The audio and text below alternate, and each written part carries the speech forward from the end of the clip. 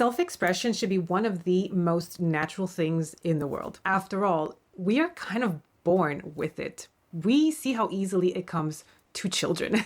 They don't think twice about blurting out what's on their mind. Who is that? I don't know. It looks like our grandma. No. I do not look like my mama's one. Much to the detriment of those around them. They certainly don't mind messing up their drawings and starting all over, undisturbed by their mistakes. They're not bothered by walking out with various unmatched layers and textures because it's fun and silly. Dopamine dressing, baby. So how can we as adults revert back to a time when we were uninhibited by other people's opinions of us? We need to be able to go back to that carefree identity we once harbored before we got trauma dumped by everyone around us. Not that I'm trying to diagnose everybody. It's way too much diagnosis over here. We've gone way overboard where every little quirk and awkward gesture is analyzed through the sense of trauma. All right. We're not going to go there. But if you think about it, like genuinely think about it, self-expression should be as straightforward as you think a thought and you say it. You feel something, you show it. You have an idea, you bring it to life. But most of us tend to overcomplicate this simple endeavor. It seems like we're holding our self-expression hostage on purpose. God forbid someone should take a peek at our cards, at our identity, at who we are, and make a face. Yeah, showing people who we are, whether that's through our opinions, our creativity, our identity, or our voice, feels terrifying.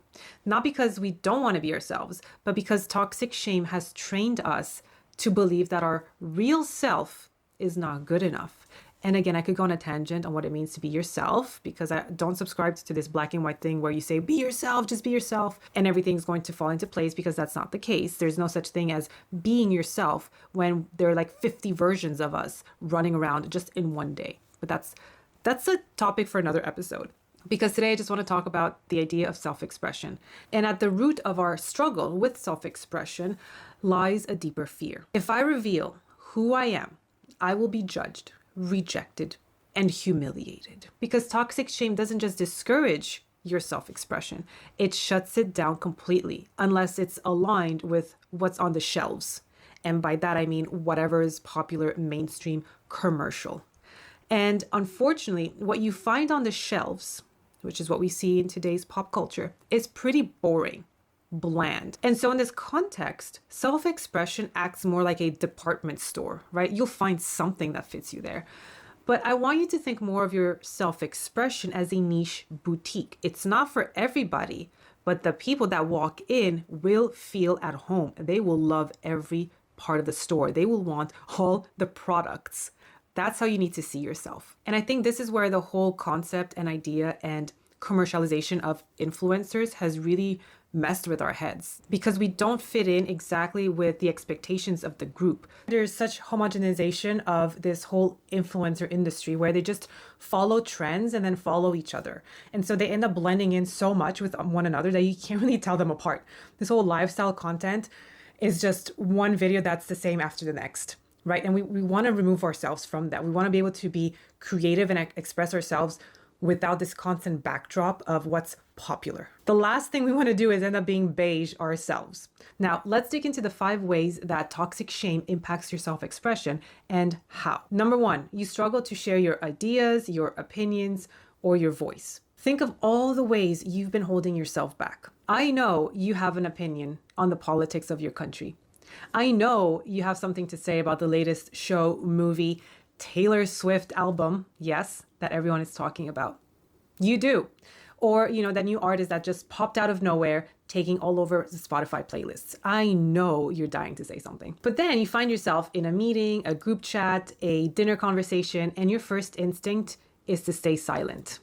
Not because you don't have something to say, but because you're afraid of what will happen if you do. So you second guess your words. You fear coming off as too much or not enough.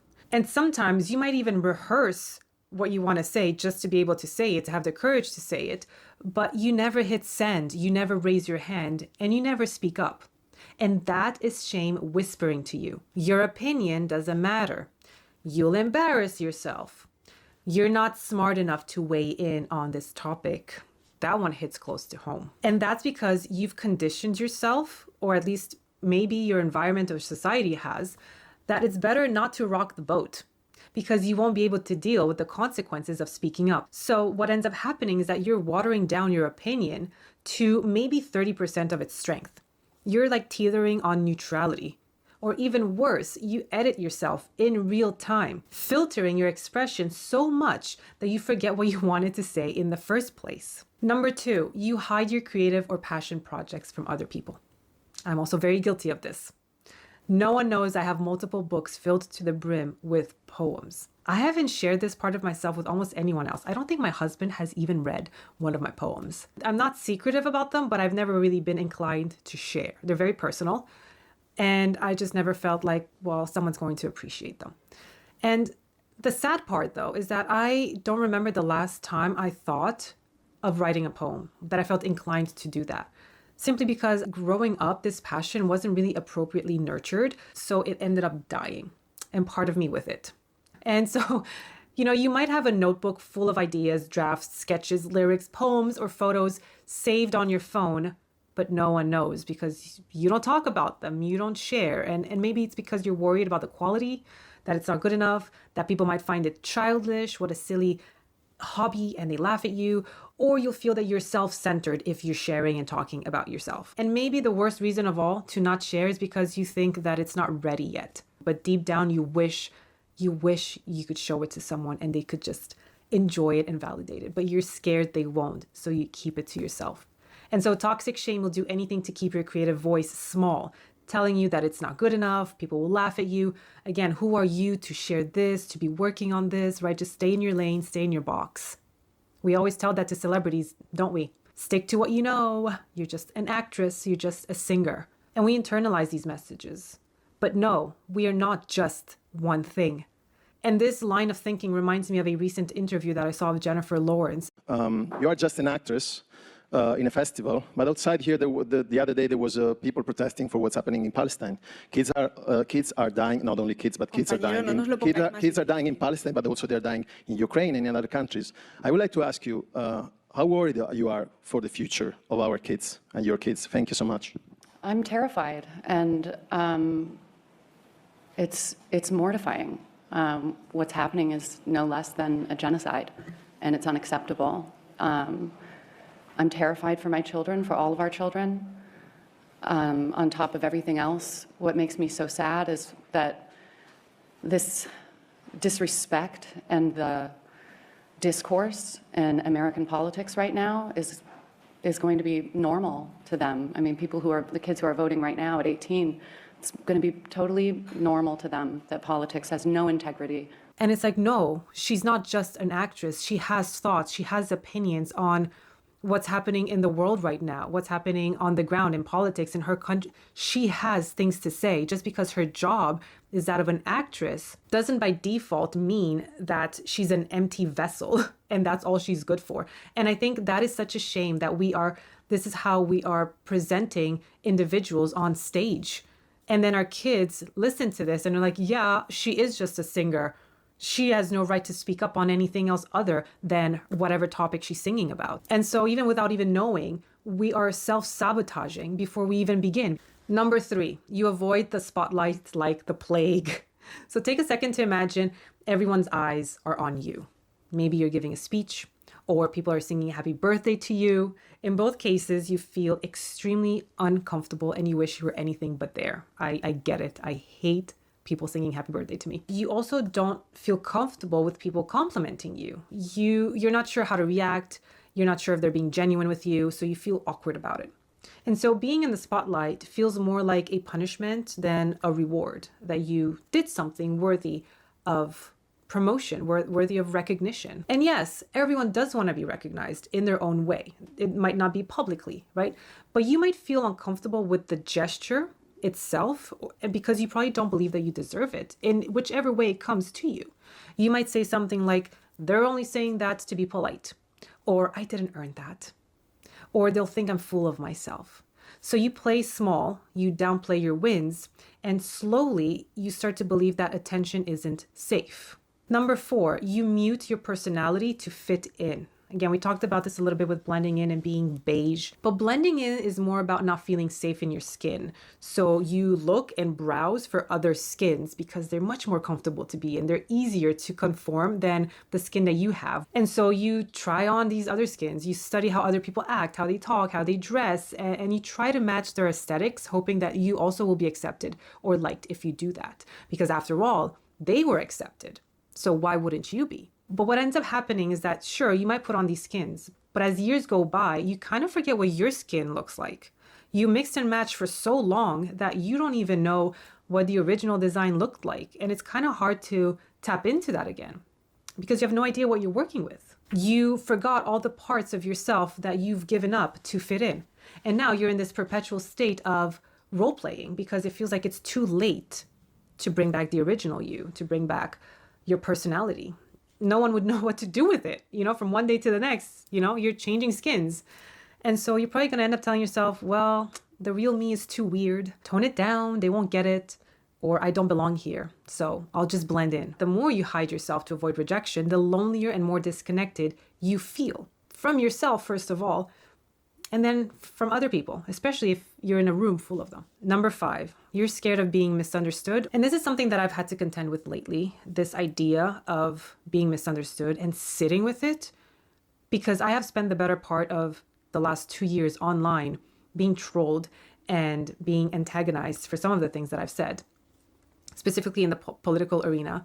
And I had to rest and be okay with the fact that, no, I cannot over-explain myself. I cannot defend myself to people that have no intention of even listening or getting to know me. There's absolutely no point in me trying to make myself understood if they're incapable of meeting me there, right? But unfortunately, I don't think there's a worse feeling out there than being misunderstood. And maybe just like me, you've had to over-explain and over-apologize your whole life because people misunderstood you. And that's a big burden. If you feel like you constantly have to do that, you might as well just change yourself and not rock the boat and not say the things that you want to say because of the risk. I used to do everything I could to try to change people's views about me, especially if they were leaning more towards the negative. But I realized that it only worsens things because people are not interested in changing their minds about you. They're not. They want to think about you the way that they think about you. And no amount of over-explaining is going to change that or help. Maybe someone thinks that you're intense or quiet or emotional or opinionated or too much. Or maybe they think the opposite. Maybe they think you're invisible or boring or unremarkable, whatever the case may be. You're going to have a really hard time changing their mind, even decades later. And so I think that that's what happens with a lot of us. We're just attributing certain qualities to people, and we have a really hard time letting go of that, even though when faced with evidence, they're no longer that person. And I think this happens a lot with parents and children, where parents see their kids in a certain way, but after a while, if they're going through college, potentially having a career, having kids, there's a huge transformation on the side of the kid, and the parents is holding on to a past version that they knew. And so they can no longer connect with the person in front of them. And so they refuse to change how they see their kid. And it just ends up in this constant struggle and internal conflict.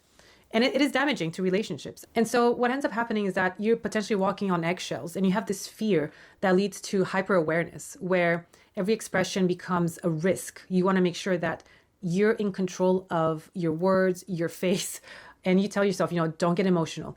Don't overshare or they're going to think you're needy. Keep it together. No one wants to see the messy version of you. So you keep this mask on, this skin on, even though it suffocates you. Bringing back this entire concept, this idea that toxic shame impacts your self-expression, you might be asking yourself, why? Why is this happening? And the only thing I can say to that is that it's learned. As a child, you were probably shut down more often than not. Your opinions, your thoughts, your interests, and your passions were squashed, mocked, and dismissed, whether it was a parent telling you to stop showing off, or classmates who teased you for wearing different clothes, non-brand label ones. Maybe it's cultural or a religious environment that demanded silence, obedience, or modesty. So eventually you learned that being yourself wasn't safe because it offended too many people and made them uncomfortable. And the last thing that you wanted to do was to annoy people and be that person that was constantly picked at. But that's your past. That's the dark age, right? We want to lighten things up in the future. We want to step into the light. We don't want toxic shame to keep festering. Because yes, you can rediscover and share your personality and your creativity in a safe, authentic way. And in order to do that, you need to break free and reclaim your voice. You need to make sure that toxic shame doesn't have a grip on your self-expression anymore. So I want to present a 3-part framework to you on how to do that. So first things first, acknowledge the shame. It always starts with voicing whatever feelings or opinions we have. It always starts with making a statement, right? So notice when you filter, hide, or mute yourself. What situations bring out that voice of self-doubt or fear? You have to get specific in this one. And you can ask yourself, when do I feel the most afraid to be myself? Why am I holding myself back right now? What do I fear people will think of me? What messages did I internalize about self-expression growing up? Name it, identify it, and address it. Number 2, reframe the belief. So when shame whispers, you're not good enough, give it a counter whisper. Try, I deserve to be seen and heard. My creativity doesn't have to be perfect to be valuable. There is nothing wrong with how I express myself. So these new beliefs might initially feel uncomfortable because you might not believe them, but they're necessary to unlearn the scripts that shame wrote for you. Number 3, express yourself in small, safe ways. So you don't need to go viral or shout from a stage to reclaim your voice. You can start small. Share one opinion when you would normally stay silent. Post a photo, journal entry, or sketch online, or share it with a close friend. Wear something that reflects your personality. Self-expression is like a muscle. You have to train it. You have to practice it. So the more you use it, the easier it becomes to speak, to share, and to shine without the weight of shame holding you back. It will convince you that silence is safety, that staying small is smart, and that invisibility is power. But your voice, creativity, and presence deserve space. The world isn't better when you hide who you are. It's better when you show up fully. Don't buy another person's mask. That's already taken. You cannot be a copy of someone else.